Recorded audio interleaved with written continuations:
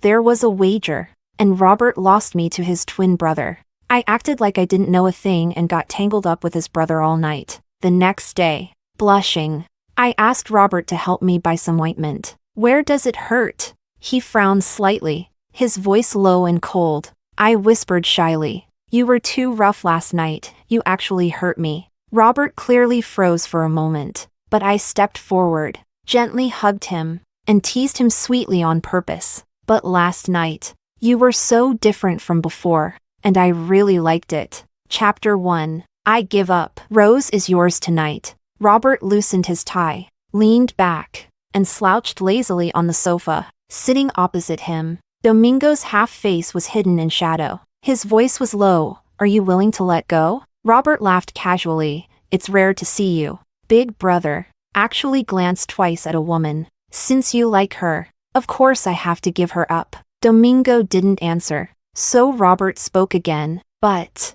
she's been with me for a year already. If you, big brother, feel disgusted." Domingo suddenly stood up, grabbed his coat casually. "No need. It's her." Robert seemed to choke up a bit, but he quickly laughed with a teasing tone. "All right then, big brother, enjoy yourself tonight." Domingo pushed up his glasses, gave a slight nod, and strode out of the private room. Chapter 2. The moment he left, the room instantly grew lively. "Robert, are you really serious now? It took you a full 3 months to chase her, bending over backwards, and now it's not even been a year and you're already bored?" Robert picked up his glass. "A bet's a bet. Besides, it's just one woman. I thought Rose meant something different to you." Robert took a sip of his drink, smiling lazily. "At first, she really was different, pretty aloof, not easy to win over.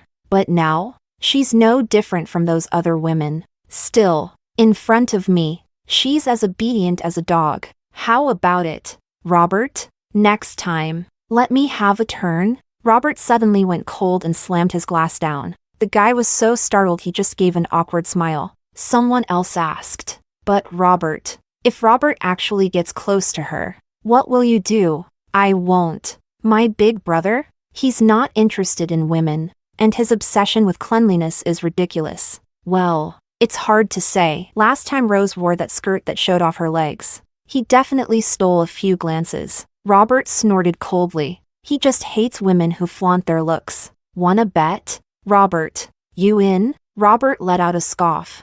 "Don't you forget, Rose loves me to death. She'd probably rather bash her head in than let another man touch her. If you're really gonna bet, be careful, you might lose everything." Robert stood up and walked away. Outside the door, a young, beautiful girl was already waiting. She saw him and greeted him with a shy smile. He felt the wine rush through him, pressed her against the wall, and kissed her fiercely. Chapter 3. I leaned gently against the door, slowly turning away. "Have a drink, I always sleep deeply." That's why Robert speaks so bluntly. What a coincidence. But this time, I suddenly woke up from a nightmare, just in time to overhear their conversation. It was at that moment I completely woke up from the Cinderella story. But I didn't push the door open and go in. I didn't cry or throw a big tantrum to get him back, since he could so openly lose me to another man. That means, in his heart, I'm worth nothing. If I don't know my place and make a scene,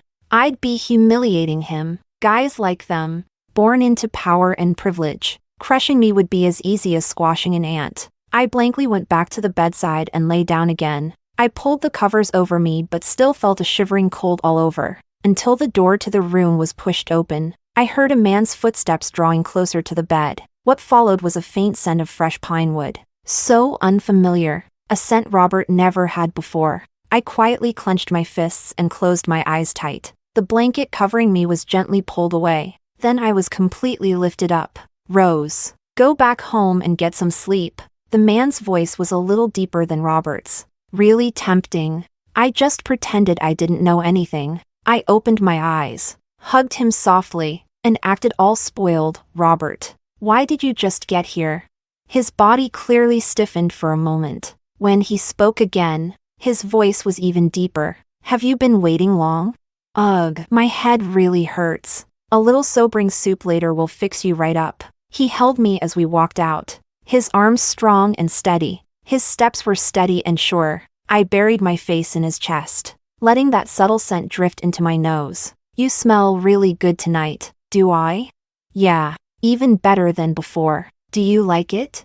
I do. His footsteps paused for a moment. In the long hallway, the light was dim, and the place was already empty. He suddenly lowered his head, a soft kiss landing on the corner of my lips. As long as you like it. Chapter 4. 2 days ago was the first time I met Domingo. That was also the day I found out Robert had a twin older brother, but he's been living abroad for years and rarely comes back. Robert seemed a little afraid of this older brother. He never mentions him. The whole evening, he barely glanced at me. From start to finish, he only said one sentence to me. Miss Rose's name sounds really nice. I don't know why he agreed to such a ridiculous bet tonight, but I sensed it clearly. He wanted to get out of this game between privileged sons and scathed. Maybe the only way is to go with Domingo. Deep down, the first time I saw him, I felt he and Robert were two completely different kinds of people. I had just come out of the bathroom when Domingo wrapped his arms around my waist from behind. When he bent down to kiss me, I couldn't help but laugh. Why are you in such a hurry tonight, Robert? The kiss lingering on my lips paused. How about calling me something else? Then what do you want me to call you? Do you still remember what you usually call me? Calling your name. Calling you Mr. Kim. Oh right. I've even called you husband. The stalled kiss slowly grew hotter. Then, call me older brother tonight. You've never called me that before. Older brother? I opened my eyes in surprise. But the next moment, I was completely swallowed by a burning, fiercely passionate kiss. Domingo pinned me down on the bed. Only the dim sleep light was on in the room. I raised my hand to touch his brows and eyes. He turned his face slightly, letting my fingers brush over him. As my fingertips drifted down, Domingo's robe lay tossed carelessly by the bed, caught up in my pale pink nightgown. He leaned down, his strong knuckles gripping my waist. Rose. I opened my eyes drowsily and saw his sexy, slightly protruding Adam's apple moving intensely. The next second, he suddenly lowered himself. I whimpered softly, tears welling up in my eyes. Before the tears could fall, his scorching lips and tongue kissed them away. Say that to me again, Robert. His deep, heavy pressure shattered my voice. I looked at him with a hint of hurt, tears falling again. What should I call you? Forgot already? He looked down at me from above. Older brother. I sobbed, my fingertips digging into the firm muscle of his forearm. The next second, the world spun around. My long hair fell loose. The ends brushed against his abs, trembling in a way that made my heart race. Domingo held my waist, the desire in his eyes slowly spiraling out of control. Rose, don't stop. I whimpered again. Chapter 5. When I opened my eyes, it was already bright outside. My whole body felt like it had been trampled, every inch aching. I was the only one in the room. Domingo had left some time earlier. I forced myself to sit up and got out of bed. I walked over to the window. The curtains drew open automatically, and I caught sight of Robert in the garden below. My eyes flickered instinctively, my fingers hanging by my side clenched tightly without me realizing it. But soon, I managed to steady my emotions. After showering, I changed into a short off-shoulder dress, deliberately leaving the marks on my neck and chest uncovered. When Robert came in, he saw me struggling step by step as I made my way down the stairs. His footsteps came to a halt. What's wrong? I pressed my lips together and glanced at the servant downstairs. No sound, until I got downstairs, right beside Robert. I immediately spotted the kiss mark on the side of his neck. My gaze paused for a moment, then quickly moved on. Still pretending not to notice a thing, I gently tugged at his sleeve, my cheeks burning hot. Could you go buy me some ointment, please? Where do you feel uncomfortable? Robert suddenly frowned, his voice turning cold all of a sudden. I bit my lip again, my voice barely above a whisper. You were too rough last night. I only noticed this morning in the shower, there was bleeding, and it really hurt. Robert was clearly startled, suddenly grabbing my shoulder. He asked, "What did you say? What was bleeding?" I looked at him with a hurt expression. It's just that last night was too intense. It really hurt me a lot. As I spoke, I lifted my hand again and gently wrapped my arms around him. In his embrace, my face flushed with the warmth of spring. My smile was shy yet sweet. But you were so different last night. So much stronger than before. Robert, I really like you. Robert stared at me blankly, his face as pale as iron. But I had no idea. Still happily babbling. You're just too mean. I was crying, begging you, and you just wouldn't stop. Robert clenched his jaw tightly, looking into his eyes. The emotions were incredibly complicated.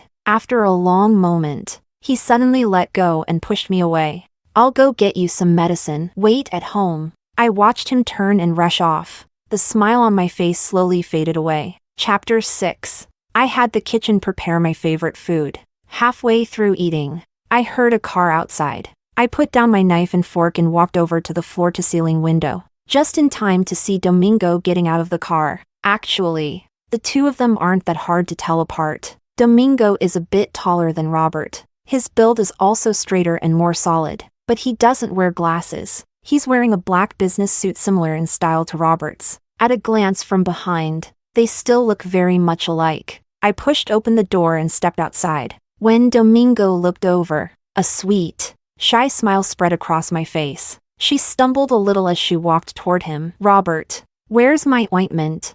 Domingo lowered his eyes and looked at me. He didn't deny it right away. I grabbed his arm and started feeling the pockets on his clothes. Where did you hide the ointment?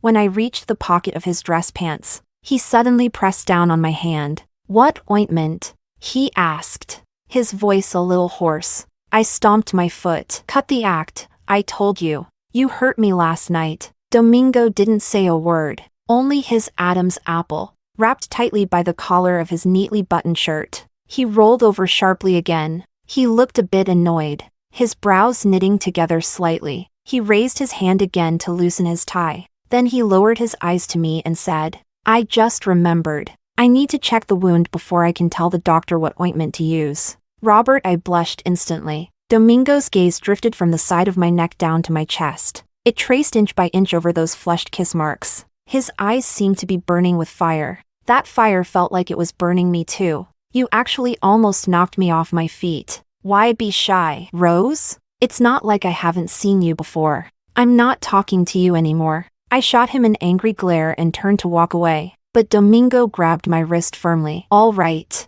I won't tease you anymore. He pulled me close, my back pressed against his strong chest, fitting perfectly. He lowered his head, his jaw brushing the strands of hair by my ear, his breath warm. He looked like he wanted to kiss me, and I instinctively closed my eyes. But just then, the sound of a car came again. Domingo and I both turned around. We saw a black car speeding toward us. Before it even stopped, the car door was opened from the inside. Robert got out of the car, staring at me and Domingo, who were holding each other tightly. He stood still, his face cold as if frozen with frost. Chapter 7. I suddenly opened my eyes wide. I looked at Domingo in front of me, a bit stunned. Big brother, Rose, what are you two doing? Robert slowly walked over. He was holding a paper bag in one hand. There was even a faint smile on his face.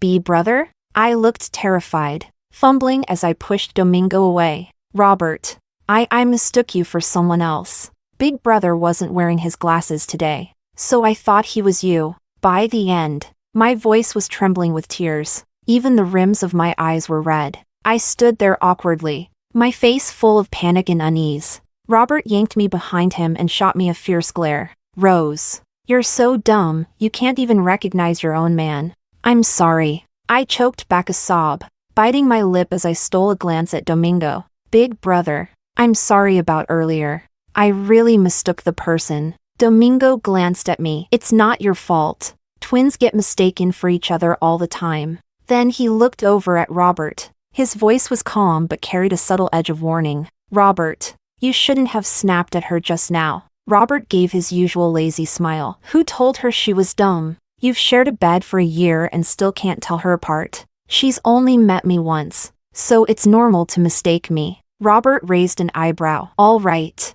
I'll apologize to her. Domingo didn't say another word and just turned to leave. Robert stood there for a few seconds. He slowly turned around just now, He shook the paper bag in his hand and calmly met my gaze. Go back to your room. Let me see where you're hurt. I'll put some medicine on it. Chapter 8. I suddenly clenched my palm. If I'm not mistaken, Robert was probably with another woman last night, and now he wants to touch me. A sudden wave of nausea hit me, and I couldn't hold it back. But I forced myself to hold it back. I followed Robert back to the room. He washed his hands and looked down at me with a cold, piercing gaze. Take it off and lie down over there yourself. I trembled slightly, pretending to be confused and hurt as I looked at him. Robert, why are you being so harsh with me today? In the year we've been together, maybe it was just to soothe me. Maybe there really was a bit of genuine feeling. Robert has always been gentle with me. This is the first time he's spoken to me with such cold words.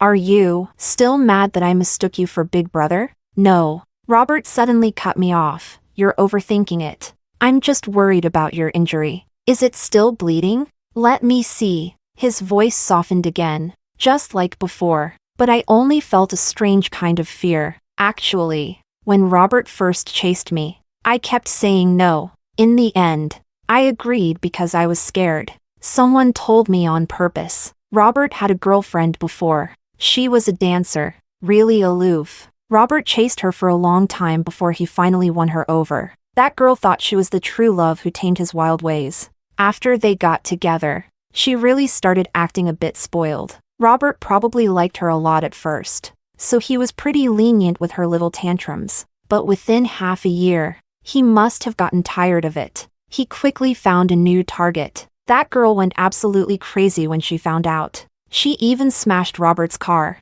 making him lose face in front of his friends. Robert didn't say anything at the time, but a few days later, word got around that the girl had accidentally fallen off the stage while practicing dance. She survived, but was paralyzed from the waist down. Her whole life ruined. The person who told me about this also hinted at it subtly back then. Rose, you better be careful, don't really piss him off. I heard he even had someone digging into your family's background. Robert is the kind of guy you wouldn't want to mess with, even if you had 10 lives. I'm afraid of dying, but even more afraid of a life worse than death. So, I accepted his pursuit. After we got together, I stayed cautious and careful all the time. For a whole year, Robert treated me really well, truly devoted. Sometimes, I even let myself dream a little unrealistically. Sometimes I'm not fully clear-headed, but I never saw it coming, that I'd stoop so low, only to be treated like a pawn he casually bets away to another man. My mind was a total mess. Robert pressed me down to sit. He half-crouched in front of me, lowering his eyes. He gently grabbed my slender calf and parted it. You definitely seduced me last night. Otherwise, how could I have been so rough? Robert chuckled softly and glanced up at me. Just now. He slowly lifted the hem of my skirt. I turned my face away, biting my lip hard, holding back the wave of nausea and disgust inside. Just as he was about to tear off the last thin piece of fabric, suddenly, there was a knock at the door. Robert, come with me to the study. Domingo's voice came from outside the door, heavy with intimidation, and a trace of restrained anger. Chapter 9. Robert seemed to mutter a curse under his breath, but he still stood up right away. He handed me the ointment. Put this on yourself. I'm heading to the study first. I took the ointment, watching him leave the room. Just now, it felt like a huge relief as I let out a heavy, foul breath. The phone lying nearby vibrated. I snapped back to reality and picked it up. It was a message from an unknown number. I'm Domingo. Save my number. I stared fixedly at the small text on the screen. After a long moment, I replied, okay. Domingo didn't reply again. Robert didn't go back to his room either. He called me as he was driving away. He said there was some trouble at a branch office in Hangching, and he had to go on a business trip for a few days. I could tell from his tone that he sounded pretty anxious. Looks like this is serious. At least it gave me a moment to catch my breath. Early the next morning, I was getting ready to head back to school. Just as I was coming downstairs, I ran into Domingo again. This time, he was wearing glasses. The cold gleam reflecting off the lenses made him look even colder, completely different from how he gently kissed me that night. I greeted him like it was the first time I'd ever seen him, all sweet and obedient. I said. Morning. Domingo nodded slightly. Heading back to school? Yeah, I'm going that way. I'll walk you. I wanted to refuse. But Domingo said, Robert's not here. So, as your big brother, it's only right I look after you. Let's eat first. I hurriedly shoveled a few bites of rice. Then put down my chopsticks. Domingo didn't say anything and just turned to walk out. I grabbed my bag and looked down as I followed him out. When the car door closed, Domingo raised his hand and pressed the panel button. I felt a little flustered. Domingo raised his hand, took off his glasses, and put them in the storage box. Only then did he turn his head to look at me. How's the injury? My face instantly flushed bright red. It's better now. He nodded, then pulled out a tube of ointment and handed it to me. If it heals, use this. I looked at him in shock, waving my hands nervously. No need. Robert already helped me put on some ointment. Domingo kept a blank expression, but somehow, it just made me feel even more scared. Take it. This one works better. Really? No need. I shook my head hard, almost in tears. Robert was already a bit upset that I mistook someone else. If I take your ointment too, he'll definitely scold me again when he finds out. Domingo held my gaze, then slowly lowered his hand. You really care about Robert? Yeah, he was my first boyfriend. I pressed my lips together, the sweetness in my eyes impossible to hide. He's always been so good to me. I really love him. Domingo seemed to chuckle softly, but maybe I just misheard. He didn't look at me again, leaning back in the car seat, his gaze calmly fixed ahead. For the rest of the ride, he didn't say another word to me. When I got out, I quietly thanked him, Big Brother. Thanks for today. I'll head to school now. Domingo nodded lightly, letting out a soft I gripped the strap of my backpack as I opened the door to get off the car. But then Domingo suddenly called out to me again, Rose. I turned around instinctively, locking eyes with his clear, sharp gaze. This ointment is the best for scars. Take it and put it on the scar on your calf. Big Brother. How do you know I have a scar on my calf? Domingo didn't answer. He just placed the ointment in my hand. I froze for a moment before pushing the door open and stepping off the car. The car sped forward fast. I stood there for a moment. Only then did I pull out my phone to reply to Robert's WeChat message. I miss you so much too. Are you really not coming back for another 10 days? Almost. But I'll wrap things up as soon as I can and come back. All right. Then I'll wait for you at home. Chapter 10. Time moved slowly forward. During the 10 days Robert was gone, life was surprisingly peaceful and calm. Domingo didn't reach out to me even once. That night felt like nothing but a ridiculous dream. Sometimes I even find myself wondering, was it really Domingo that night? He's that aloof, untouchable kind of man. Why would he play such a cruel game with his own brother?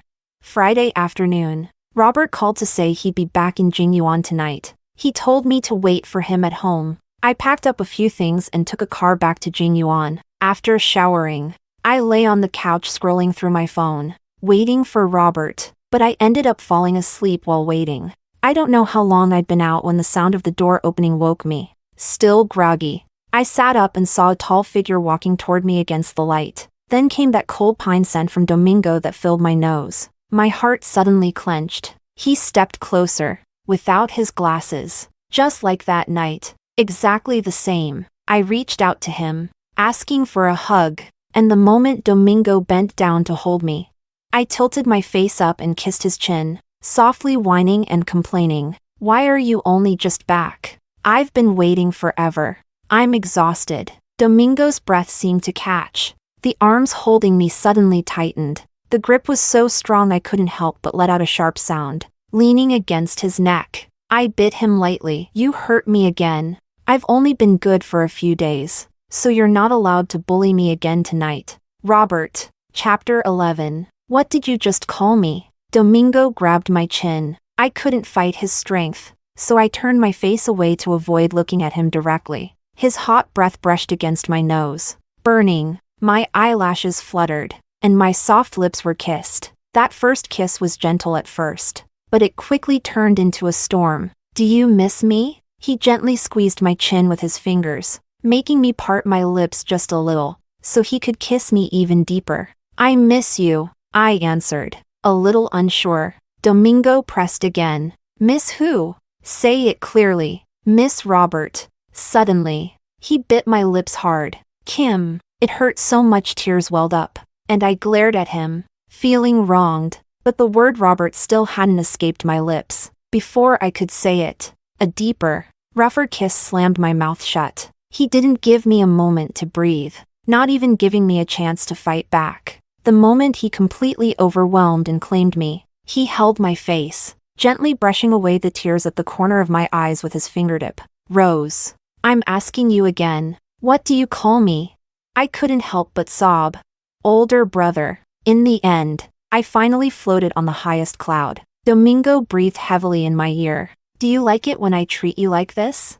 I cried, choking on my sobs, wanting to shake my head, but his kiss left me frozen. I could only nod. Sniffling, Domingo's kiss slowly softened again. "So, can I do this to you every day from now on? You'll get hurt. It really hurts. You never used to be this rough with me before." Domingo pressed me against his chest. "Did I hurt you tonight?" I instinctively shook my head, even though he was heavier and rougher than that night. But this time, it really didn't hurt at all. "So, are you comfortable?" I suddenly bit my lip, my cheeks starting to flush faintly. The body can't lie. I can't deny that Domingo gave me a kind of happiness that Robert never did. Maybe it's the thrill of the forbidden that makes it all the more intoxicating. Maybe that's why I never really liked Robert that much from the start. And now, I'm even more afraid of him, even disgusted by him. I slowly lifted my face in his arms. Softly, I answered, "It feels good." In Domingo's satisfied eyes, a sudden flame of desire flared up again. "Rose." He flipped over and pinned me to the bed once more, pressing against me, our fingers intertwined tightly. "From now on, just do it with me, okay?" I chuckled. "What are you talking about?" "Of course, only with you." "Robert, don't say my name." Domingo's voice suddenly turned serious. I widened my eyes in surprise. "What's wrong with you? Acting all weird?" But Domingo let go of my hand and gently covered my eyes. "Rose, I really like it when you call me older brother. Every time you call me older brother, I get especially excited. From now on, keep calling me that." I lifted my hand, trying to pull away his hand that was covering my eyes, but my fingers brushed against an old scar on the webbing of his hand. In that instant, it felt like something flickered through my heart, but I couldn't hold on to it. After a long moment, I softly answered, "Okay, older brother." Chapter 12. Domingo gave the servants at Jingyu on the day off. He openly stayed by my side while we ate and strolled through the garden. At night, it was an endless, restless kind of entanglement. On the third night, he drove me down to the riverside. We went to eat fresh river seafood on a fishing boat. I drank quite a bit of fruit wine. On the way back, I was so drunk I could barely walk. Domingo carried me off the boat on his back. His fingers brushed over an old scar on my calf. He naturally asked, "How did you get such a bad injury on your leg?" I lay on his back, tipsy, eyes closed, softly murmuring, "I met a bully when I was a kid. That guy was really bad. And his family was super rich. All the kids gathered around him, trying to please him, but I just wouldn't. The more I ignored him, the more he clung to me. But I'm nothing like him. That spoiled rich kid who's got all the time in the world. I have to help my parents run a food stall, take care of my little brother, wash diapers, and feed him. He was pestering me so much that I ended up fighting him. I was little back then, so of course I couldn't beat a boy. He pushed me down onto the flower bed, and I got hurt, bleeding a lot. But he wasn't exactly innocent either. I grabbed his hand and bit down hard. I bit deep. My mouth was full of blood at the time. He totally lost his nerve, crying his eyes out. I found myself laughing as I spoke. Actually, he's not bad, just a little sensitive. Later, he even brought me medicine and cheered me up, saying my scar looked like a petal and was kind of pretty. Domingo then gently asked, "And then?" I don't really remember. I think he left pretty soon after. Probably his parents came to take him home. I was buried in work every day back then. No way I could keep track of all this. After saying so much, I felt even more dizzy, lying on Domingo's back, half asleep. Rose. I heard him call my name once. It seemed like he said something else afterward, but I didn't catch it. Chapter 13. The day Robert truly came back. Domingo arranged a family banquet. I deliberately asked Domingo, "Big brother, Robert's been back for days. Why did you only arrange the family banquet today?" Domingo looked at me then and stayed silent for a long time. His eyes were as deep as an unfathomable pool. They felt so mysterious, like they could swallow a person whole. I shrugged, then turned and ran out to find Robert. I didn't look back, but I could always feel Domingo's eyes following me. At the family banquet that evening, Robert didn't seem to be in a good mood. Maybe this business trip hadn't gone very well. When he was on his third drink, I gently held his glass. "Older brother, drink less. You know your stomach isn't good." Before I even finished speaking, two pairs of eyes suddenly locked onto my face. Domingo has always been incredibly polite, even though we were just a family having dinner. He wore a suit and sat up straight. But then, the knife and fork in his hand suddenly slipped and clinked against the plate. With that sound, he looked up and stared right at me. Robert frowned and said, "What did you just call me?" I blinked, a mix of shyness and sweetness in my eyes. "Older brother." "What's wrong?" "Rose." Robert suddenly stood up and flipped the plate in front of him. I was so scared I covered my head, tears already filling my eyes. "Robert, who do you think you're calling older brother? What the hell have you been doing behind my back?" He grabbed my collar, nearly lifting me off the ground. I trembled all over. "Scared? You're the one who said you liked me calling you that. You're talking bullshit." Robert's eyes were red, his gaze fierce as he stared at me. "When did I ever say that?" His voice suddenly cut off. The hand gripping my collar had veins bulging on the back. Tears kept streaming down my face as I sobbed, feeling so wronged. "You were the one who said it yourself, that you liked me calling you older brother. And you even made me call you that all this time recently." Robert's scarlet eyes suddenly locked onto Domingo sitting across from him, the man who had been sitting as still as a mountain. At that moment, he slowly put down the knife and fork in his hands. He stood up, his presence so overwhelming it sent chills down my spine. My crying suddenly quieted down. An indescribable chill ran through my whole body. Maybe it was Domingo's outward facade that fooled me. He was actually even more terrifying than Robert. I started trembling uncontrollably. Domingo's gaze landed on me for just a brief 2 seconds, but my entire back was drenched. "Don't pick on her just because she's a girl." He raised his hand and grabbed Robert's wrist, forcing him to let go. "Come upstairs with me. We need to talk." Robert clenched his jaw tightly. After a moment, he let out a sneering laugh. Then, with red eyes, he stared at me for a long time before finally turning and heading upstairs. When the study door closed, I got a message on my phone. It was from Domingo. Just a few words. "Don't be afraid. I'm here." I stared at those 4 words, wiped away my tears, then slowly sat down in the chair, but then covered my face and gave a self-mocking smile. Does Domingo think I have no clue? Or does he think I won't remember?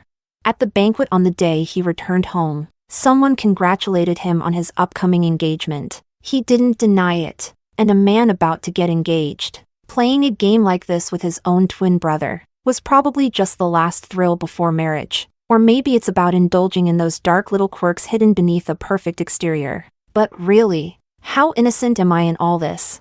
Why on earth should I be the plaything of those 2 brothers? Chapter 14. Domingo, don't you think you've gone a bit too far?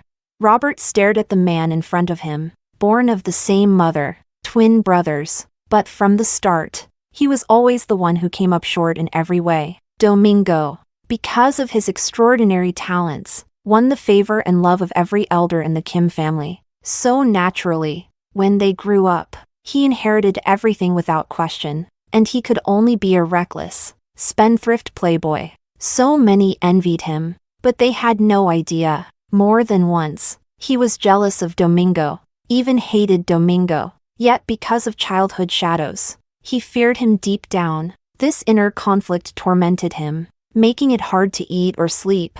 "If I'm not mistaken, that night you lost her to me." But you clearly don't care for women. You have no interest in them. I thought you wouldn't touch her, that you'd think she was dirty. Robert refused to admit it. That night, he deliberately let Rose slip away to him. More than anything, it was about humiliating Domingo, the woman he'd grown bored of. Domingo secretly coveted. Did he really think he wouldn't notice? The moment Domingo saw Rose, his eyes changed. They'd been brothers for over 20 years. It was the first time he saw Domingo's gaze fixate on a woman. He even looked at Rose's legs twice. So that's when the ridiculous idea came to him. Using a girlfriend he'd already started to tire of, to humiliate that big brother who's always looking down on everyone else. It would be thrilling, really satisfying, right? But he never saw it coming. Domingo, a man obsessed with cleanliness to a ridiculous degree, would actually touch Rose. And what he didn't expect even more, the night Domingo took Rose away, he was so distracted. He couldn't sleep a wink all night. The girl he took away, that night, he was sure he was going to do something with her. But in the end, he pushed her away. At that moment, his mind was racing. Domingo, is he kissing and caressing Rose just like he is right now? And how would Rose react then? Would she be able to tell it's not him? Would she, too, be obedient and gentle, just like when she's beneath him? That thought tormented him, leaving him restless and irritated. He returned to Jinyuan at dawn, when the servant told him that Domingo had left at 6. Just like before. He truly breathed a huge sigh of relief. But then he saw Rose coming downstairs, covered in kiss marks. She shyly and sweetly teased him, complaining that he was too rough and had hurt her. In that moment, he really felt like killing someone. He had been with many women, when parting ways or casually giving them away. He never showed the slightest softness or hesitation. He thought Rose was the same.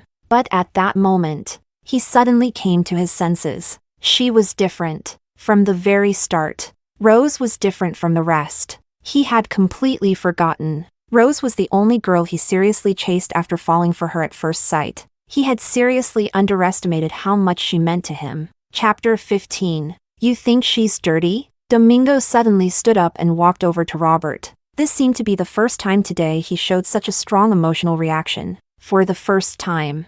Usually so sparing with words. He said so much. I don't know why you'd say that about your own girlfriend. I don't agree that a girl who's had boyfriends or experience is dirty. He reached out and grabbed Robert's collar. With just a little force, he slammed him hard against the wall. Try saying one more word like that about her. Just try. His tone remained calm. But those deep, bottomless eyes, beneath the shadows, they were filled with fierce resentment. Robert didn't struggle. He just stared at his older brother standing before him. A flood of endless, tangled emotions began to rise in his eyes. It was a mix of resentment and hatred, bottled up for over 20 years by his own flesh and blood, his older brother. Domingo, you planned this against me on purpose. That night, you did it on purpose, deliberately leading me into a bet with you. You like her, you want to steal her away from me. If you're truly sincere with her, no one can take her away. So, I'll say it one last time. Robert, the chance came from you. You're the one who handed her over to me. Robert suddenly laughed out loud. So what? You really think she'd willingly be with you? She's poor, from a rough background, but stubborn as hell and fiercely proud. If she found out you pretended to be me to mess with her, what do you think she'd do? She'd hate me to death, but she'd hate you just as much. So what? If that night I hadn't accepted your wager, hadn't taken her away, would you still end up losing her to a third person? I didn't. You did. Domingo, rare to see him so sharp-tongued. Others might not know, but you're clear about it in your own heart. You've had your fun, and now you're tired of her. There's a younger, prettier girl outside waiting to spend the night with you. Robert, you said it yourself. Didn't you? Robert clenching his jaw tightly, breathing hard. But somehow, he couldn't bring himself to say a single word in protest. Domingo suddenly let go, looking down at his own brother from above. You should focus on yourself first, figure out how to get past this hurdle in front of you. If you don't come up with a convincing reason about Hangqing, forget about staying in the country. You again? Robert, only then did he suddenly realize. What a coincidence. Domingo just got back, and the branches he manages are already in trouble. He really is meticulous, planning every step carefully. For Rose, for those nights of endless passion, quarreling with his brother, not even caring about the Kim family's interests. So what if it's me? If you had even a bit of skill and talent, you wouldn't be held back by others at every turn. Domingo casually lit a cigarette. Halfway through the cigarette, he'd already settled back into his usual calm and steady self. Are you going to confront her yourself? Or should I be the one to speak up? Why? Robert's eyes were bloodshot. Why have you always had to one-up me since we were kids? You were doing fine abroad, so why suddenly come back home? So many women like you, and you even have a top socialite fiancé. Why do you have to fight me for Rose? Domingo lowered his eyes and stubbed out the cigarette. I've always been one step ahead of you, but that's just because of our own skills. And you say you're fighting me? Domingo looked at him coldly, like he was just some trash on the roadside. Do you really think I'd be interested in all the things you claim to have? What about Rose then? Domingo was about to answer. Suddenly, the study door was pushed open with a bang. Chapter 16. I just stood there, frozen outside the study door. My whole body was shaking like a leaf in the wind. My face was pale enough to scare, streaked all over with tear stains. In my sophomore year, a classmate dragged me into the drama club. I picked up a little acting knowledge, and now, it all came in handy. Rose. Domingo frowned deeply, and when he spoke, his breath seemed to catch. I stared at him, stunned, then slowly shifted my gaze to Robert's face. I stared at him without blinking, just letting the tears fall straight down. A man's guilt toward a woman is a weapon that never fails. Opportunities vanish in the blink of an eye, and right now is the perfect moment. Robert. I softly whispered his name. Rose. He instinctively stepped forward, but I suddenly took a step back. Don't come any closer, Rose. Listen to me. Robert. You were my first man, my first love. You know how much I care about you, how deeply I love you. I said each sentence, then slowly took a step back. I can accept that you've changed, that you don't love me anymore, but I can't accept that you sent me away. This past year with you, I've been so happy, so truly blessed. No one has ever been as good to me as you, but it turns out I was just dreaming. Rose.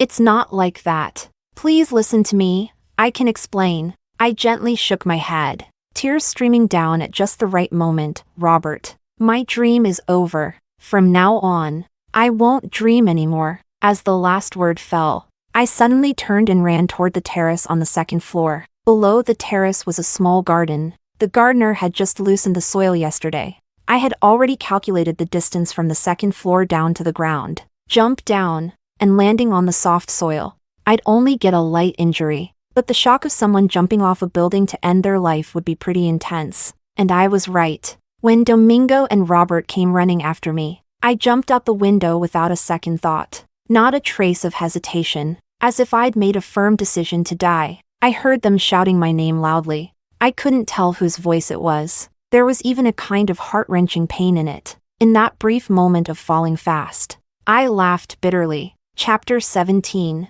The whole Jingyuan was in chaos. That untouchable, always flawless Domingo, whose shirt never had a single wrinkle in front of others. Right now, the ironing board had mud on the perfectly pressed trouser cuffs, but he didn't even notice. He reached out, wanting to hold me, but didn't dare to touch. I curled up on the muddy ground, my foot twisted into a painful arc, swollen badly. Rose. Don't be afraid.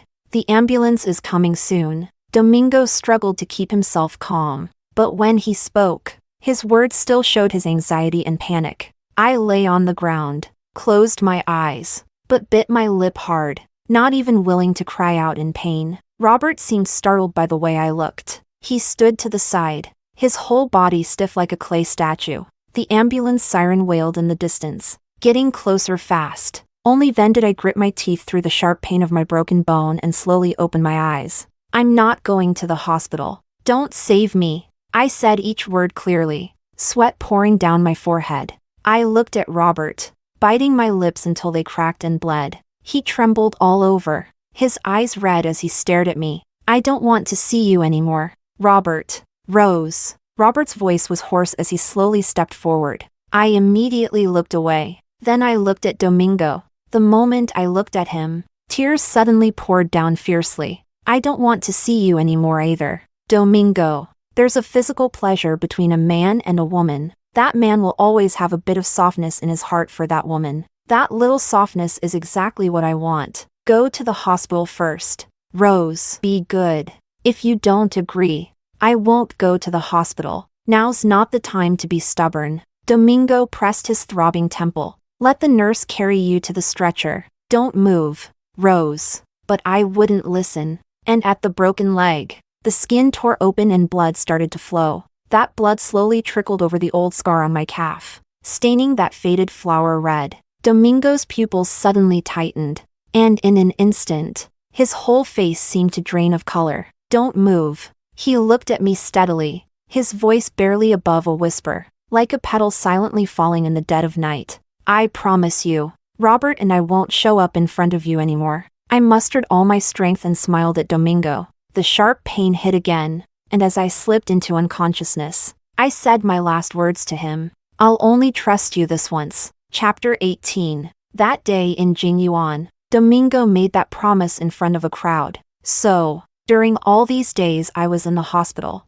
neither he nor Robert showed up even once. When I was discharged after recovering from my injury, Domingo's secretary came to see me. Miss Rose, Mr. Kim said if you have any requests, just let him know, as long as he can make it happen. I looked calmly at the gentle, refined secretary in front of me and spoke quietly. I want some money, and I also want to go abroad to continue my studies. My family background was pretty rough. I have 2 older sisters and a younger brother. All the love and attention from my parents went to their only son. Both my older sisters dropped out early to work, and their lives haven't been easy. I want to give them some money, at least so they can live a little better. The money matters. Mr. Kim has already taken care of. As for studying abroad, you can choose whichever country or university you want. I nodded softly. Please thank Mr. Kim for me. The secretary stood up but hesitated, looking at me like she wanted to say something.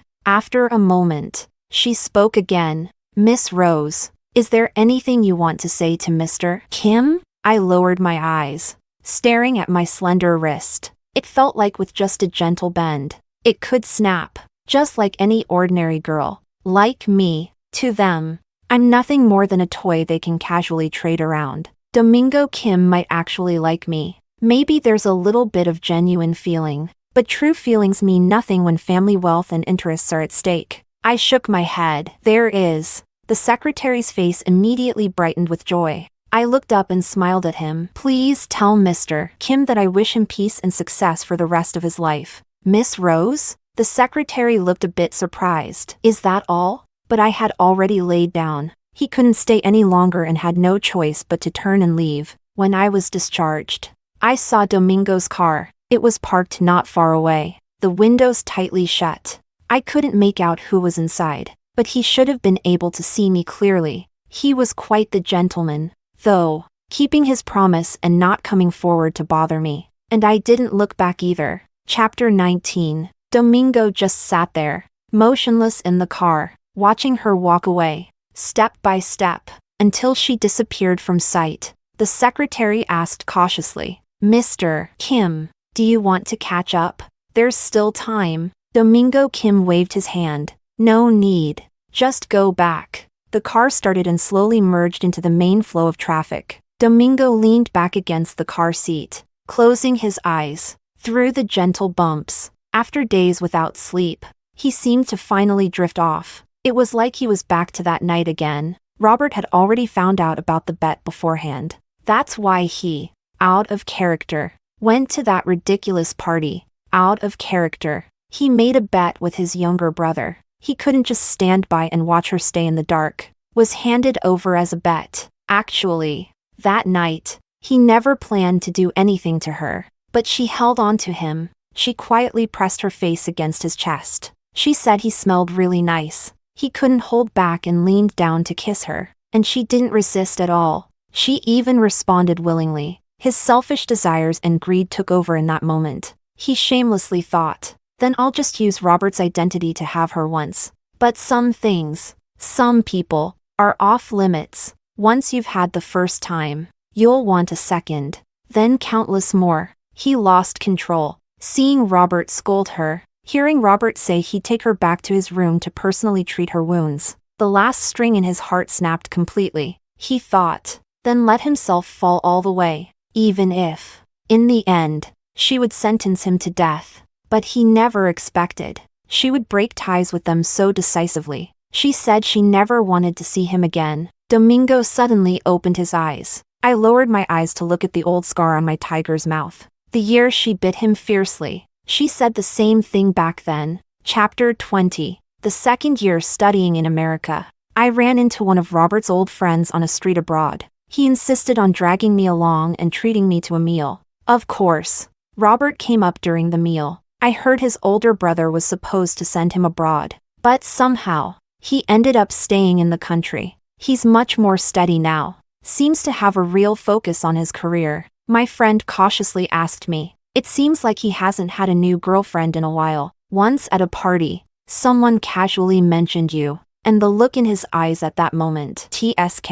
My friend sighed softly as she spoke. I just smiled, not saying a word. Honestly, at first, I didn't really like Robert. Maybe it was just a prejudice I had going in. I've always been wary of privileged kids like them. But later, he really treated me well. We were young then, and seeing such a golden boy humble himself in front of you, it's natural to feel a flutter. But before I could get foolish, reality knocked some sense into me. But it seems like things are pretty tense between him and his older brother right now. My hand holding the cup trembled slightly. His older brother was supposed to get engaged this year, but there's been no news. That rumored fiancé ended up getting engaged to someone else. I slowly put down the cup and stood up. I still have class. Let's meet up another day when there's a chance. Rose. My friend stood up to see me out. I couldn't help but ask, is there really no chance between you and Robert anymore? Honestly, Robert was a bit reckless back then, but from what I know, you two probably just had a misunderstanding. He really didn't get involved with that girl. I frowned, cutting him off. Can we not talk about him anymore? All right then. Thanks for treating me to dinner today. Sigh. You're still so polite with me. Well then, see you later. Rose. When are you coming back home to visit? Everyone misses you a lot. We'll see about that. I smiled, waved at him, tightened my coat, and turned to walk into the night breeze. A black car drove past me. My steps suddenly faltered, but the car didn't stop for a moment. It quickly sped ahead. I looked down, smiled softly, then shook my head. I kept walking forward, waiting at the traffic light. The wind was a bit strong, so I raised my hand to fix my messy hair. When the strands by my temples fell behind my ears, suddenly, I heard someone call my name from behind. Hey, Rose. I turned around instinctively, right into a pair of deep, dark eyes. He still can't forget me. I lost my legs to save Leo. For 3 years of marriage, he allowed his friends and family to humiliate me. When I confronted him, he pressed his fingers against his temple impatiently and said, "They're just speaking the truth. Back then, I never begged you to save me. No one ever asked if I wanted it." At that moment, all the admiration I had for him in my youth turned to ashes. That night, I laced his milk with sleeping pills. While he slept, I severed his legs. I fell asleep to his screams of agony, but when I opened my eyes again, I had returned to 3 years earlier, before the accident. Chapter 1. Leo is really something. Staying with a cripple for 3 years. You don't get it, do you? Maybe Leo has some kind of fetish. That cripple must be good in bed. Hee hee.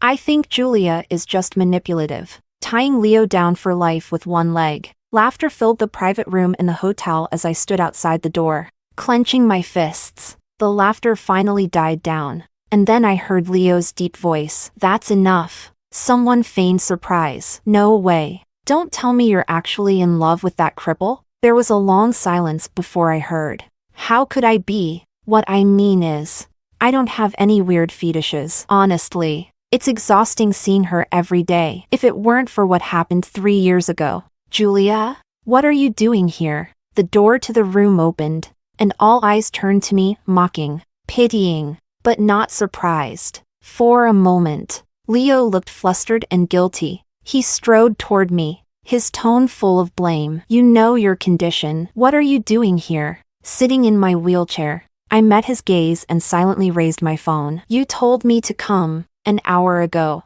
Leo had texted me, saying he was drunk and needed me to pick him up. Leo pushed me into the room, closing his eyes with a sigh. Happy now? The man who had mocked me earlier raised his hand with a grin. Sorry, Julia. We were just joking around. We wanted to see how much you care about Leo. He claimed they had sent the text from Leo's phone to test how much I loved him. None of them bothered to hide the disdain in their voices. I looked at Leo in confusion. He seemed to have known all along. I didn't think you'd actually come, he said, rubbing his temples. Honestly, think about it. Even if I were drunk, there are drivers and friends. Anyone could have taken me home. What could you even do? I followed his gaze down to my legs. What could I do?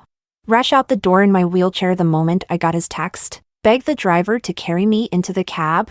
Looking back now, I really was foolish. I had handed myself over as the punchline to their joke. Since you're fine, I'll go home now. I lowered my head and turned my wheelchair to leave, but someone stuck out a foot, blocking my way. Don't leave so quickly, Julia. It's rude not to have a drink now that you're here. Someone handed me a glass of alcohol, but I was allergic to it. I looked at Leo again, and once more. He said nothing. Facing a room full of mocking stares, I silently took the glass. Haha. She's really. Wait. What the? A startled shout erupted as I threw the drink in his face. You crippled bee. Ah. I switched my wheelchair to electric mode and rolled mercilessly over the foot blocking my path. Behind me, curses filled the air, but I ignored them, thoughtfully shutting the door to the private room as I left. Chapter 2. Leo ran after me, immediately launching into a tirade. Julia, don't go too far. They're my friends. He reached out to grab me, but I blocked his hand. They're your friends, but I'm your wife. You know how to stand up for your friends. But when your wife gets humiliated, you just stand by and watch. Leo pressed his lips together, his usual reaction when he knew he was wrong but refused to admit it. Suddenly, I felt exhausted. I turned my wheelchair toward the exit. Just as I reached the door, he caught up with me again. They were a bit out of line, but what they said was also true. I didn't care to listen to his excuses. I rubbed my damp eyes and tried to keep my voice steady. Let's get a divorce. Chapter 3. Leo froze, blurting out his refusal. No, I won't divorce you. I looked at him, confused. Why not? I had heard it with my own ears. He said he didn't like me. I used to convince myself that even if his friends didn't accept me, it didn't matter as long as he loved me. That was enough. But after hearing those words tonight, I finally realized how foolish I had been. The night breeze was chilly. Leo took off his jacket and draped it over my legs. It's my fault. What I said earlier was drunken nonsense. Don't believe it. We're not getting a divorce. Just trust me, okay? The scent of Leo's mint cologne surrounded me, and I couldn't hold back my tears. He pushed my wheelchair down the crowded street. Let's go home. Chapter 4. He pushed me slowly along the streets at night. He seemed to be lost in thought. So much so that he didn't notice the pothole ahead. I spoke up to remind him. After a quick apology, silence returned. I opened my mouth slightly. I hope you know, if you think this is too much trouble, if you don't love me, we can get a divorce. I've liked Leo for 10 years, but that doesn't mean I'll cling to him desperately. Leo's voice sounded displeased.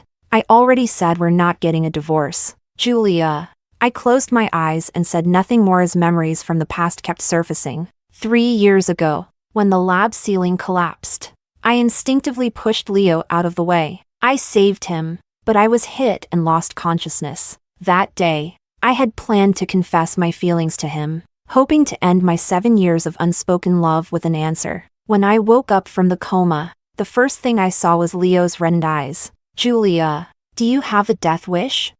Who told you to meddle? I opened my mouth but found my voice was hoarse. I wanted to tell him it was fine because I liked him and also wanted to repay his family's kindness. My parents passed away when I was very young. If it weren't for Leo's family helping me all these years, my life might have been miserable. I tried to get out of bed to pour myself a glass of water, only to realize my legs had no sensation.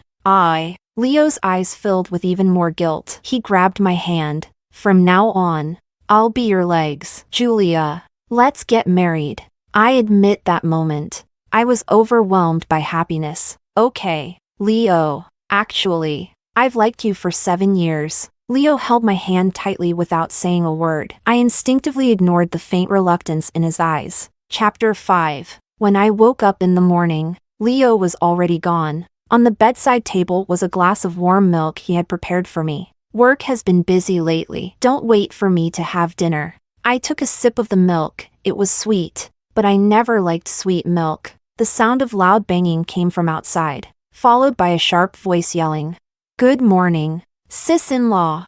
It was Leo's cousin, Elise. I sighed, thinking to myself that this was going to be trouble. Elise walked in and hugged me affectionately, but her eyes were full of mockery. "Sis-in-law, you sure know how to cause trouble for my brother." At last night's banquet, there were several important connections my brother needed to make, but thanks to your little outburst, he's in big trouble now. So, what do you suggest we do, sis-in-law?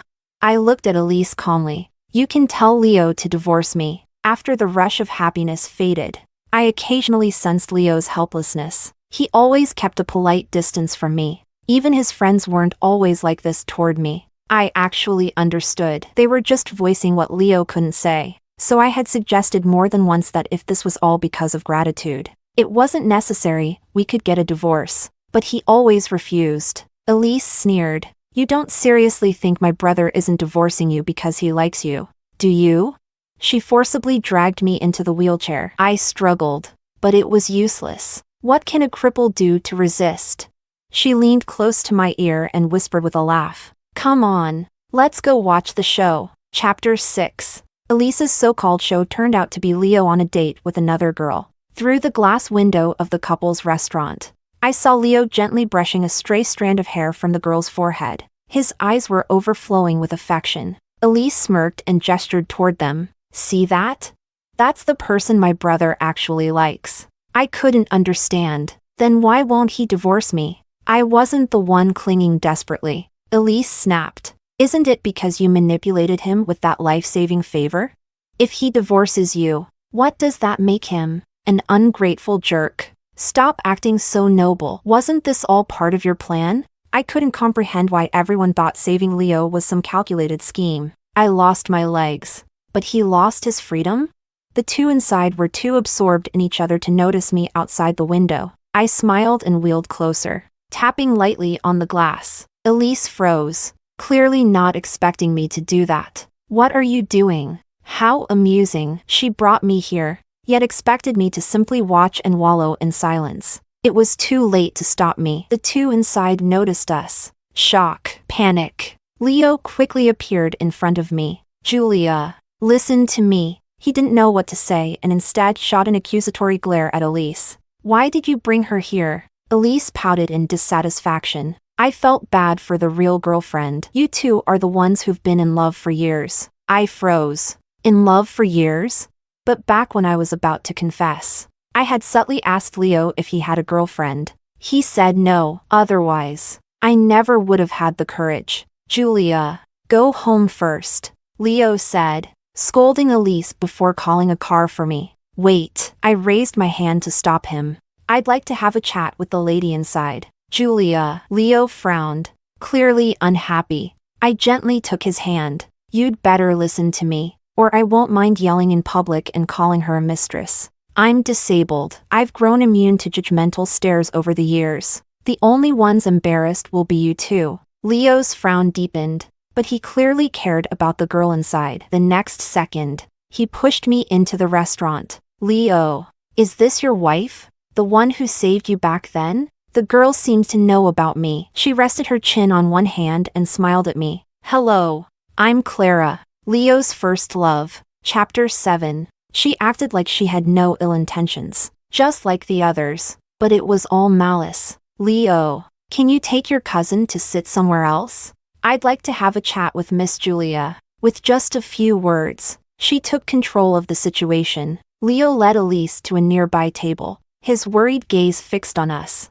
Miss Julia, Clara stirred her coffee leisurely. You know, if it weren't for you, I would be the one married to Leo. I didn't know. I told her. I've never seen you in his circle. I didn't even know he had a first love. Clara lifted her head, her eyes tinged with bitterness. We were in a secret relationship. Because of my family. Leo said his parents wouldn't approve. Only Elise supported us in silence. We dated in secret for 2 years. Before the accident, we were ready to tell our families. But you ruined everything. No wonder Elise hated me so much when she found out I was marrying Leo. But was that my fault? I had confirmed with him multiple times whether he had a girlfriend. It was his choice to hide the truth and his choice to marry me after the accident. Clara saw through my thoughts and laughed lightly. Are you curious why he insisted on marrying you? I looked at her. My instincts told me the answer wouldn't be pleasant. Because he found your diary. Julia. Clara spoke with hatred in her voice. Not before. Not after, but right when you lost your legs and fell into a coma. And he found it in front of his parents. You're going to tell me that wasn't intentional. Miss Julia? My mind went blank. So he had read my diary. Leo originally wanted to pretend he hadn't seen it. But his mother saw it first. His parents meant well. They had watched me grow up.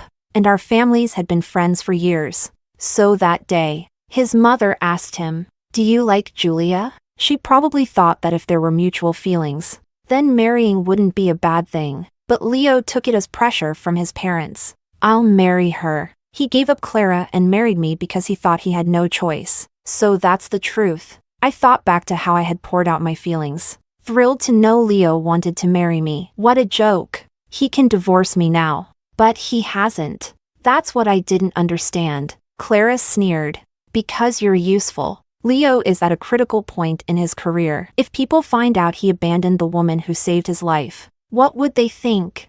Miss Julia, you've already made things hard for him once. Don't make it harder a second time. So manipulative, who knows if losing your parents was karma? Aw. Chapter 8. I couldn't hold back. I threw the coffee in her face. She could say anything she wanted, but she shouldn't have brought up my deceased parents. Julia, what are you doing? Leo rushed to shield Clara. I pointed at her. She insulted my parents. Clara looked pitiful, tears welling up in her eyes. I didn't. I was just explaining our past. And she. Leo glared at me, full of anger. Apologize. I stared at them for a long time and then laughed. Sure. Before I apologize, can I say something to you? Leo didn't respond, which meant he agreed. Come closer. I'll only tell you this. He leaned in slightly. Slap. I slapped him across the face with all my strength. Let's get a divorce. Leo's face turned completely dark. Julia, I told you, we can't get divorced. Oh. Can't get divorced, so he cared that much about his reputation? But this time, I wasn't going to sacrifice myself to maintain his pride, then wait for the lawsuit. I turned my wheelchair to leave, but a strong force yanked me out of it. I was thrown to the ground. Leo's eyes were bloodshot. Divorce? Look at yourself. You're a cripple. Who would want you after me? I stared at him in disbelief, unable to process that these words came from him. Was I born crippled? Leo snapped. Yes. You saved me, you're my benefactor. But did I beg you to save me? Did anyone ask if I wanted this? I'd rather it had been me who was crippled. Do you know how much guilt this has caused me? How much I've lost because of it? He poured out his frustrations, blaming the pressure of owing me his life. I wish you hadn't saved me. I stared at him blankly as a faint odor spread. In the midst of the humiliation, I lost control of my bladder. Seeing this, Leo quickly lifted me back into the wheelchair. Look at yourself. What can you do without me? His eyes were filled with disgust as he covered me with his jacket. I'll take you home. Calm yourself down. Chapter 9. Leo called a car for me. The driver was a chubby middle-aged woman. He gave her extra tips in advance and asked her to help push me back home once we arrived. Perhaps noticing my bad mood, she made a cheering gesture before leaving. Miss, life still has hope. Maybe she was worried I'd hurt myself. I wouldn't. Because just half an hour earlier, I received a text message from an unknown number. It was a screenshot of a chat. Bro, your wife is dead set on divorcing you. Seems like you can't keep up the devoted husband act anymore. But no worries. If one plan doesn't work, we can switch to another. Remember the boss I mentioned before? He loves playing with disabled women. Julia is perfect for that. Since she's divorcing you anyway, this is the perfect chance to catch her in the act and accuse her of cheating. This way, you won't be blamed for abandoning your savior. Tomorrow night at 9, don't say I never gave you a chance. The messages went on, but it was Leo's simple reply, okay, that broke me completely. How ruthless. He blamed me for saving him, accused me of pressuring him, and now he wanted to wring the last bit of value out of me to clear his name. I didn't know who sent me this text, but whoever it was, I owed them thanks. Chapter 10. Julia. I'm back. Leo returned, reeking of alcohol. He staggered toward me and knelt down. I'm sorry. I was an asshole earlier. Let's not get divorced, okay? I looked at him calmly, then smiled gently. Okay, really? I nodded and handed him a cup of warm milk. I was wrong too about what happened earlier. Drink this milk and sober up. I booked tickets for the Maldives tomorrow. Let's take a trip, okay? Leo first looked panicked, then confused. Tomorrow, let's talk about it tomorrow. All right. I smiled and handed him the milk. Watching him drink it, the drug worked quickly, and as I expected, Leo collapsed unconscious. Chapter 11. Not being able to walk is truly a hassle. It took me 2 whole hours to cut off Leo's legs. He woke up halfway through, screaming like crazy, so I had to stuff a towel into his mouth. He shook his head frantically. I quickly reassured him. Don't worry. I'm not going to kill you. I just need your legs. You don't seem to value them anyway. Might as well give them back to me. He let out muffled sounds, probably begging. I pressed the chat screenshot against his face, and he finally quieted down, leaving only pain and despair. By the time dawn broke, I had finally finished cutting off both legs. The knife had grown dull. Leo passed out and woke up several times, but after I finished, I removed the towel from his mouth. He could barely speak. Jew, whatever. I stuffed the towel back in. I didn't care to listen. I woke up too late. My life was already ruined the moment I lost my legs. Since he wanted to destroy me completely, I had no choice but to destroy him first. I lit charcoal in the room and curled up beside his trembling body. Perfect. At the moment of awakening, I would take this monster with me. Chapter 12. I never thought I'd open my eyes again. The tingling sensation in my legs made me open them wide in shock. I had been reborn, back to before the accident happened. I jumped up, startling everyone in the lab. Julia, are you okay? I looked down at my legs, barely managing to mutter a few words. I was back in my 2nd year of graduate school, the first time. I chose the same major as Leo to be closer to him. I even managed to join the same group, but that accident made me give up my studies. Feeling the strength in my legs, I trembled with excitement. It was May 8th, 1:27 p.m., 10 minutes before the ceiling would collapse. In my previous life, I pushed Leo out of harm's way, only to be trapped under the debris myself. Julia, what's wrong? A large hand touched my forehead. It was Leo. Are you feeling unwell? Do you need me to ask for leave for you? I instinctively pulled away from his hand, and I saw a trace of hurt in his eyes.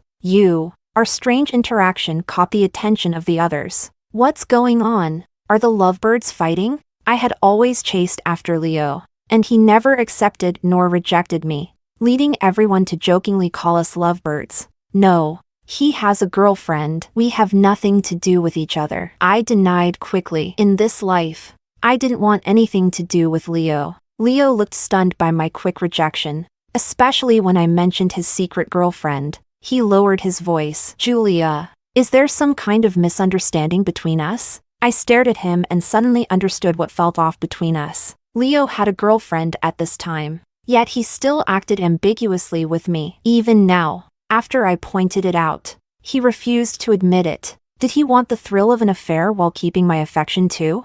Turns out the person I liked had been rotten from the start. Watch out! A shout interrupted my thoughts. The ceiling began to collapse. Just like in my past life, Leo was standing right under it. Meanwhile, I was on the edge of the collapse. Last time, I pushed him out of danger without a second thought. This time, I ran out of the danger zone. Julia? Leo called out to me in disbelief. A second later, the ceiling came crashing down. Leo screamed before losing consciousness. Chapter 13. Out of moral obligation. I still called 911 for Leo. The doctor said Leo's legs were ruined, and he would spend the rest of his life in a wheelchair. I barely managed to hold back my laughter. Julia, why didn't you save me? Leo woke up, his voice hoarse and trembling, as if I were the heartless one. You could have pushed me out of the way. I tilted my head. Leo, drop the act. I know you came back too,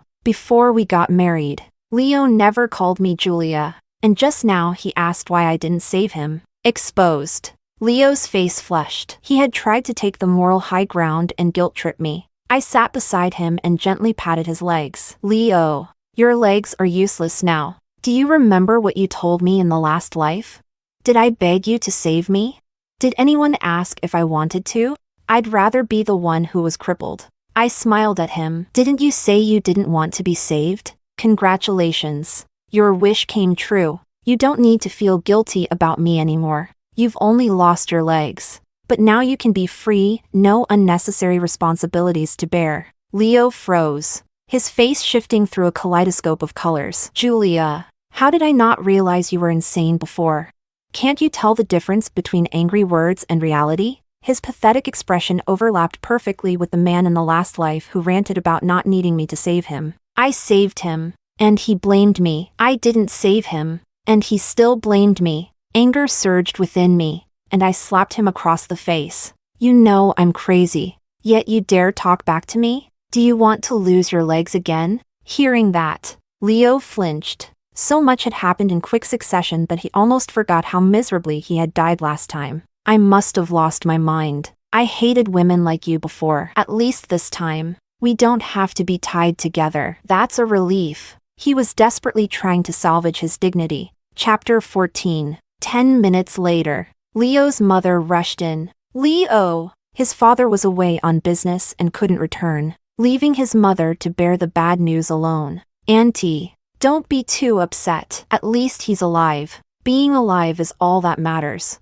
I offered her some token comfort. In my past life, she wasn't bad to me, but she wasn't particularly good either. Before Leo and I got married, she truly treated me like a daughter. After the marriage, she genuinely felt sorry for me, but her sympathy faded over time as her son's size grew heavier. So, when Leo's cousin bullied me, she chose to look the other way. Julia, watch your words. Leo seemed anxious. He didn't want his mother to worry, but now he couldn't even turn himself over. Julia, Leo's father and I are busy, so thank you for taking care of him. Leo's mother held my hand, crying. I know you like Leo, and given his current condition, her voice trailed off in sobs. I understood what she meant. She was worried no one would want Leo, just like she once worried about me. I spoke bluntly. Auntie, I only see Leo as a brother. Besides, Leo already has a girlfriend.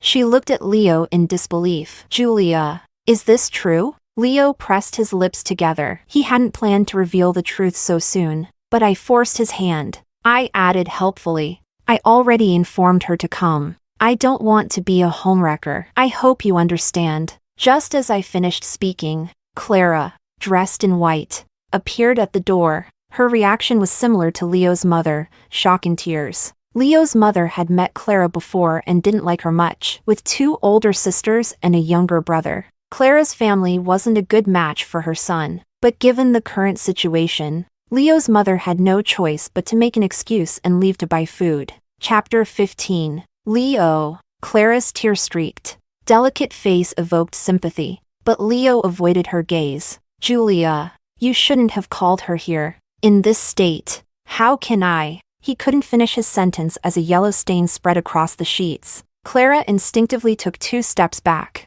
a flicker of disgust in her eyes. Leo noticed it, and his pride was shattered. Julia, He looked at me with pleading eyes. I remained unmoved. What? You're not expecting me to help with this, are you? Your girlfriend is here. Isn't this more appropriate? After scolding Leo, I turned to Clara. Miss, I've heard a bit about your romantic story. Since you're so in love, you must be prepared to spend a lifetime together. If that's the case, you should start learning how to take care of a disabled person. Under my urging and moral pressure, Clara reluctantly helped Leo up. The bathroom door slammed shut, but not before I caught the look of resentment on Clara's face. I smiled. Back then, when disaster struck me, they were free to bask in their noble, unfulfilled love. But now, in the face of life's pressures, would their feelings remain as steadfast? Chapter 16. After a few brief words, I left. Leo had his mother and his girlfriend. Naturally, he didn't need me getting in the way. I went on with my life as usual, attending classes, walking, and running freely. The long-lost sense of freedom was intoxicating. I heard that Leo hadn't given up and was doing rehabilitation training every day, but without any progress. Leo's mother contacted me every now and then, often hinting at her dissatisfaction with Clara. She complained that Clara didn't know how to take care of Leo and wasn't as attentive as I had been. Leo also tried to contact me, but I had already blocked all his numbers. 3 months later, while I was having dinner with my lab mates, I ran into Leo and Clara. Chapter 17. Clara was pushing Leo's wheelchair. Both of them looked gloomy. Clara was too busy scolding Leo to notice me at first. What are you doing here? Aren't you embarrassed to show up? Cripple? Her tone of disdain was a stark contrast to her previous gentle demeanor. I couldn't blame her for losing it. I had looked into it and found out that their so-called romance had been a calculated move by Clara all along. Clara came from a troubled family and wanted to find a wealthy man to change her fate. Leo showed up at the perfect time, although I had gotten in the way in the previous life. And in this life? Well, flushed with embarrassment, Leo argued, if I hadn't come, how would I know what you and your friends were saying about me? Clara sneered. That you're a cripple? That you're a useless man? Were they wrong? Look at you. You can't even go to the bathroom without my help. What else can you do? If it weren't for me wanting to escape my family, do you think I'd be with someone like you? Leo's entire body trembled. You, what did you just say? Clara ignored his murderous glare. If I'd known how much trouble taking care of a cripple would be, I would have chosen a different target. Leo roared. Let's get divorced before we even plan the wedding. So they were already legally married. It seemed Leo's mother, aware of his situation, had stopped letting him be picky. Clara punched him twice without hesitation. Divorce? Do you think I haven't thought about it? After 3 months of taking care of you, I'm sick of it. If it weren't for your damn mother, do you think I would have married you? The delicate white flower now revealed her true, vicious nature. But honestly, someone like her was a perfect match for Leo. I couldn't help but laugh. They finally noticed me. Clara, seeing me, quickly pushed Leo away as if he were a burden. You're just in time. Take your brother with you. Back when they were secretly dating, Leo had told Clara I was his sister. Clara shot Leo a cold glance before leaving. I'm going back to the party. Don't cause me any more trouble. Chapter 18. Clara left without looking back, leaving Leo and me staring at each other. What he was going through now was exactly what I had experienced before. Leo, do you remember what your friends used to say about me? Leo turned his head away, his body trembling slightly. I'm sorry. I didn't know. I cut him off. You knew everything. You just didn't care because it wasn't happening to you. All right. Don't look so upset. If you ask me, Clara's actually been pretty decent to you. She just yells at you. At least she didn't sell you to some old man with a fetish, right? I was trying to comfort him, but his face grew paler and paler. No. Julia, let me explain. I never really meant to hurt you. I had everything arranged. The room was set up with sleeping gas so he'd pass out before he could touch you. The next day, we'd just pretend. He rambled desperately until he saw the icy look in my eyes. Actually, back then, I think I had started to fall in love with you. Slap. I hit him as hard as I could, feeling it wasn't enough. I slapped him several more times. Julia! Leo shouted in anger and disbelief, but in his current state, He couldn't fight back. I held back my fury. How dare you talk about love? Selling me off to another man is love? Letting your friends humiliate me is love? Cheating on me is love?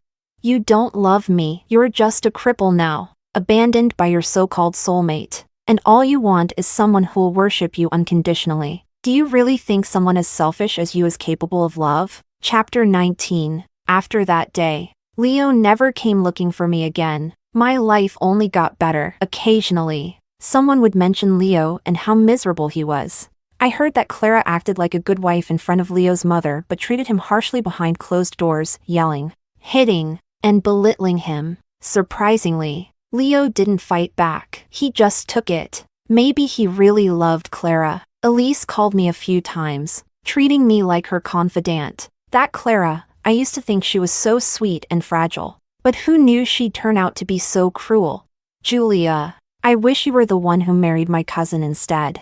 I laughed. Don't talk nonsense. Leo and I are like siblings. Elise scoffed over the phone. You're not real siblings. Auntie just took care of you for a few years. You're not even on the family registry. Julia, why don't you crash the wedding next month on the 10th? Her words made my eyelid twitch. Suddenly, I remembered, before I married Leo in the past life, Elise wasn't that hostile toward me. It was only after the wedding that her attitude changed, and she grew closer to Clara, now that Clara was the one marrying Leo.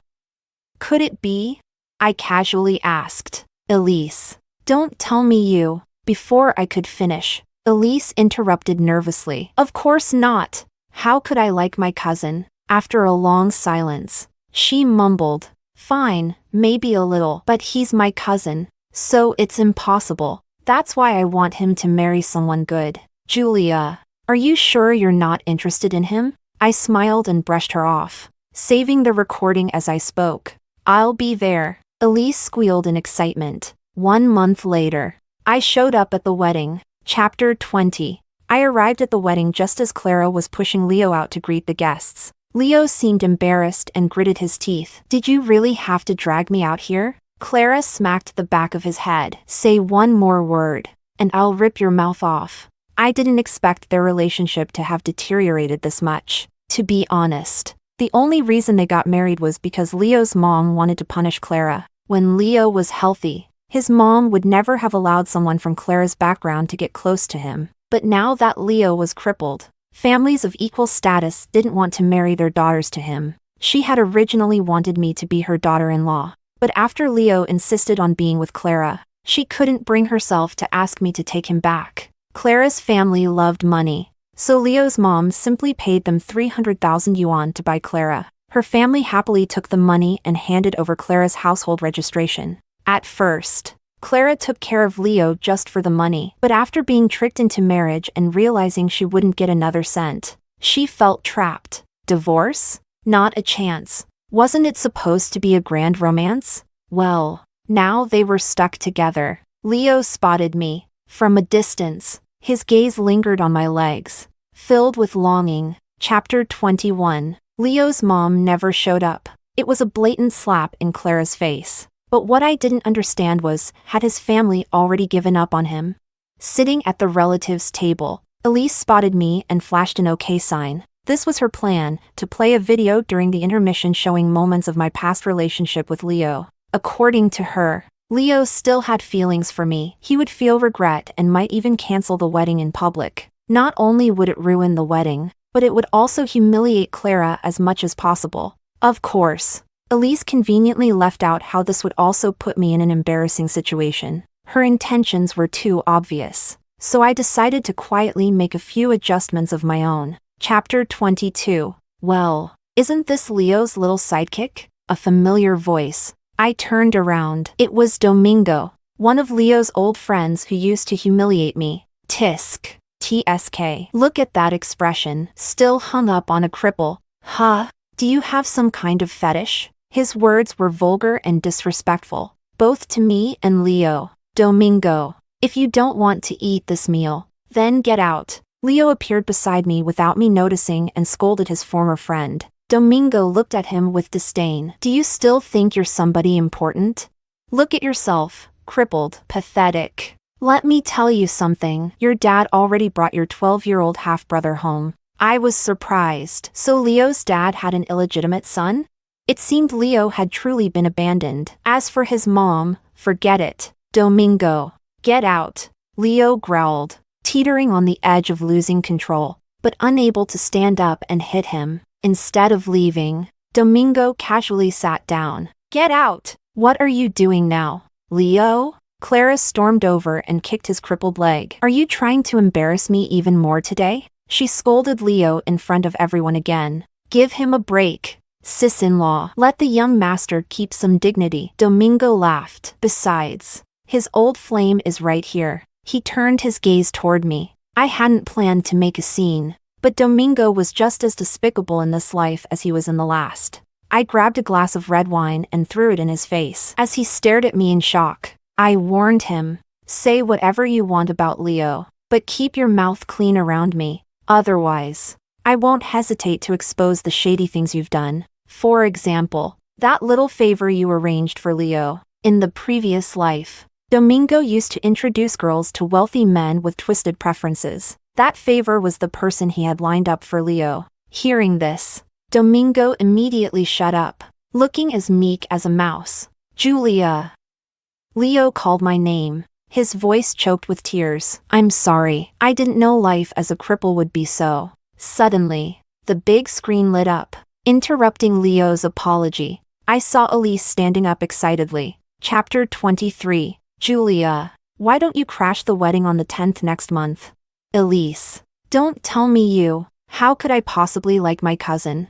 Fine, maybe a little, but he's my cousin. It's impossible for us.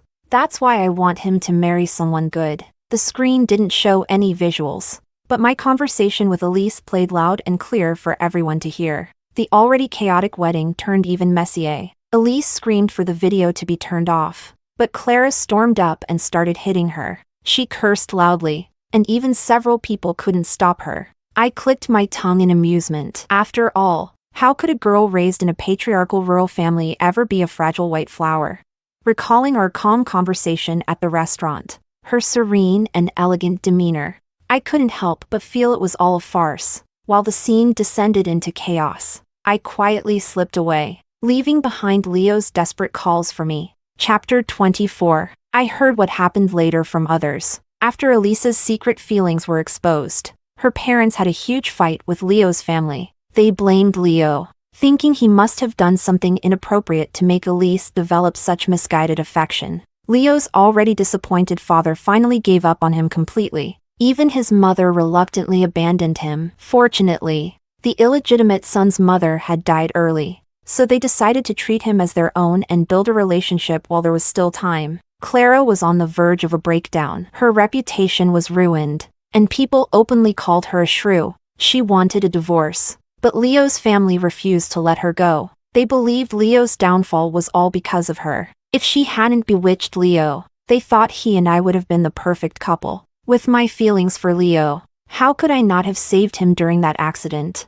If I had lost my legs instead, Leo could have married me. Such a setup would have been a win-win for their family. Building their reputation, they planned well, but I no longer had even a shred of sympathy for Leo. Chapter 25. 6 months later, Leo committed suicide. Before dying, he took Clara with him. Rumor had it that Clara had secretly connected with Domingo and introduced Leo to an old man with twisted desires. After that, Leo woke up completely broken. He cried, admitting his mistakes and blaming himself for being blinded by desire, while cursing Clara to die a miserable death. In his final moments, he ranted incoherently about turning back time and choosing Julia instead. He hired someone to sneak into his house and replace Clara's daily supplements with sleeping pills. Once Clara fell into a deep sleep, he set the house on fire, burning them both alive. Chapter 26. After Leo's death, I received a letter. It was from Leo. I guessed it was nothing more than some meaningless apologies.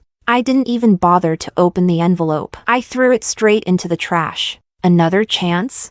Impossible. Fate doesn't give villains a second chance. Even if it did, no matter how many times things repeated, I would never waver for him again. I have clear goals in life. I will only focus on becoming a better version of myself.